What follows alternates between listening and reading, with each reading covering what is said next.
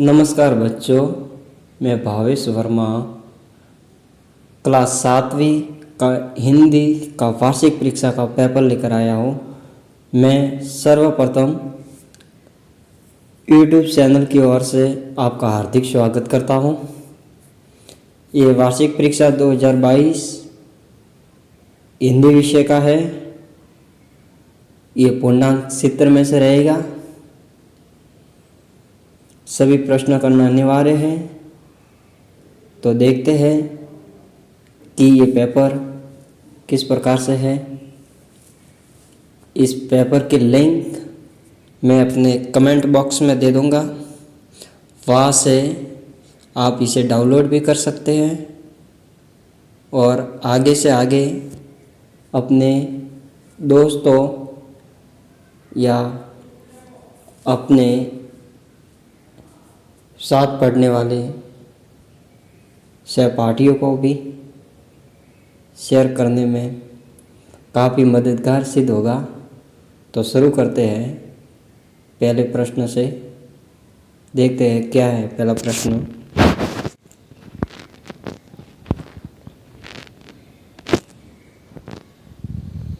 मिठाई वाले को अपने धंधे से मिलता था।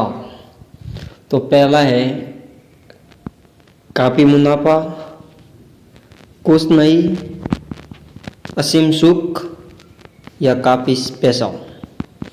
तो इन चार ऑप्शंस के अंदर से जो सही है वो बताना है। फिर दूसरा प्रश्न है सारे शरीर में ऑक्सीजन पहुंचते हैं, रंगहीन कण, ब में है सफ़ेद कण, लाल कण या काले कण। फिर तीसरा प्रश्न है यासु की शाम को कौन सी बीमारी थी, पोलियो था, खसरा था, प्लेग था या मलेरिया था। तो वो आपको बताना है। देखिए सभी प्रश्न को आप साथ साथ में कॉपी में लिखते रहे या फिर इस पेपर की प्रिंट आउट निकाल कर अपने पास रख ले। जब भी वार्षिक परीक्षा का पेपर होगा उस टाइम ये आपके लिए काफ़ी मददगार रहेगा और यही पेपर हो सकता है आ जाए। तो ज़्यादा से ज़्यादा तैयारी करें और इसी पेपर को ज़्यादा से ज़्यादा शेयर करें। फिर है नीलकंठ की सबसे प्रिय ऋतु थी, शरद ऋतु, बसंत ऋतु, शीत ऋतु या वर्षा ऋतु। ये 4 नंबर का प्रश्न है। फिर आगे है धनराज पिल्ले कौन सा खेल खेलते थे, तो वो आपको बताना है। फिर आगे है उन्नति का विलोम शब्द क्या है होगा, अवनति, अवनति, अवन्नति या अविनति, वो बताना है आपको। श्याम ने भोजन कर लिया वाक्य में रेखांकित शब्द में कारक है। ये आपके व्याकरण से संबंधित कारक पूछा गया है। तो क्रम कारक है, इसमें आपको कारक बताना है। कर्ता कारक है, करण कारक है या संबंध कारक है। पंखा का बहुवचन होगा पंख, पांख, पंखे या पेख। बहुत सरल है, इसका पंखे होता है। निम्नलिखित में से व्यक्तिवाचक संज्ञा मानव, राम, शहर या नदी। फिर 10वां प्रश्न है निम्नलिखित में से किस शब्द में अन उपसर्ग होता है, अनपढ़। तो इसमें अन हटा देंगे तो पीछे रह जाएगा पढ़। उपसर्ग का मतलब होता है कि अगर आगे से जो भी उपसर्ग अपन निकालते हैं, आगे से कोई सा भी अर्थ शब्द निकाल लिया उपसर्ग, तो पीछे जो रहता है वो ही उपसर्ग तो होता है, लेकिन वो जो शब्द रहता है उसको अपने को ये बताना है कि वो कोई ना कोई अर्थ पैदा करे। पढ़, पढ़ का मतलब पढ़ना, ठीक है। फिर है आपके सही शब्द का चयन करते हुए रिक्त स्थानों की पूर्ति कीजिए। तो प्रश्न संख्या 11 से 20 तक है। एक तिनका खाली जगह में मेरी पड़ा, एक तिनका खाली जगह में आ जाएगा आंक में मेरी पढ़ा, खाली जगह बेसारी दबे पाव भागी। तो क्या आ जाएगा इसमें,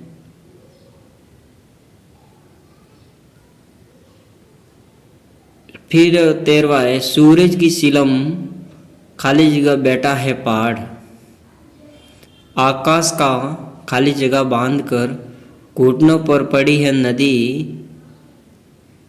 वो खाली जगह बतानी है।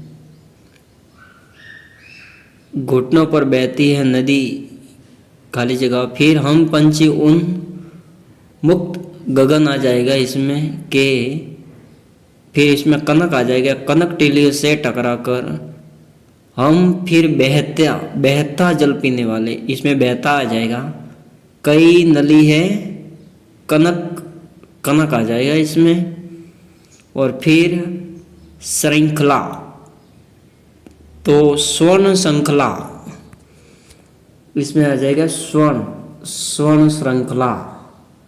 कई नील है, कनक कनक निबोरी। हम पंछी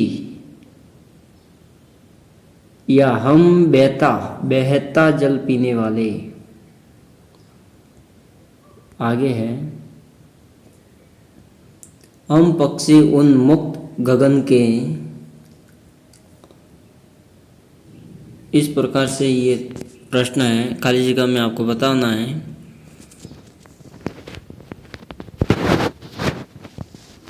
फिर 21वां प्रश्न यहाँ पे देखेंगे। निम्न कथनों के आगे सत्य या असत्य बताना है। पंछी को पिंजरे में बंद रहना अच्छा लगता है? नहीं। विषाणु की कमी मलेरिया होने पर होती है। मलेरिया जो होता है वो मच्छर के काटने से होता है। यासु की शान को तोतो शान ने पेड़ पर चढ़ा दिया। वीर कुंवर सिंह का जन्म 1782 में हुआ था, वो सही है या गलत? सही है तो राइट का निशान लगाना है और गलत है तो क्रॉस करना है, एक्स। बालक का स्त्रीलिंग रूप लड़की होता है।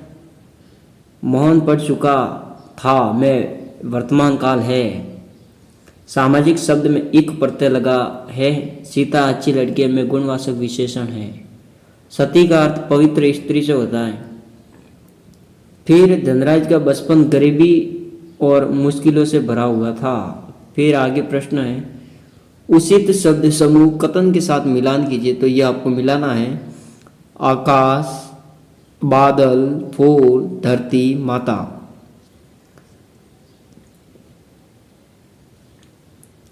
फिर है निम्न प्रश्न के उत्तर अधिकतम 3 पंक्तियों में देना है, 3-3 के लाइन में बताना है आपको। तो इसमें पहला प्रश्न है दादी माँ की याद के साथ साथ लेखक को बचपन की कौन कौन सी बातें याद आती है। दूसरा प्रश्न है 37वां हिमालय की बेटियों या हिमालय की बेटियाँ पाठ में नदियों को किन किन रूपों में देखा गया है।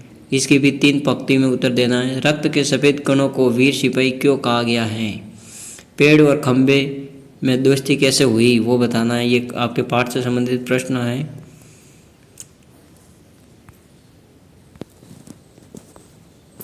46वां प्रश्न है सेठ ने चिड़िया को रोकने के लिए क्या क्या लालच दिखाए। दांतों तले उंगली दबाना मुहावरे का अर्थ बताकर वाक्य में प्रयोग कीजिए। कंचों से भरे जार को देखकर अप्पू की क्या दशा हुई। लेखिका को नीलकंठ की कौन सी चेष्टाएं बहुत भाती थी। बहुत अच्छा प्रश्न था ये।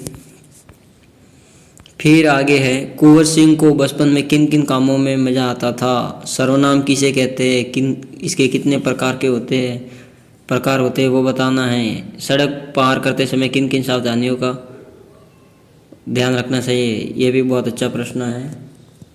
फिर आगे है होली अथवा स्वच्छ भारत मिशन पर निबंध लिखना है। होली पे लिखो या स्वच्छ भारत मिशन पे, ये भी बहुत अच्छा प्रश्न था। अपने प्रधानाध्यापक को आवश्यक कार्य होने पर 3 दिवस का अवकाश के लिए प्रार्थना पत्र, तो वो आपको एप्लीकेशन लिखनी है।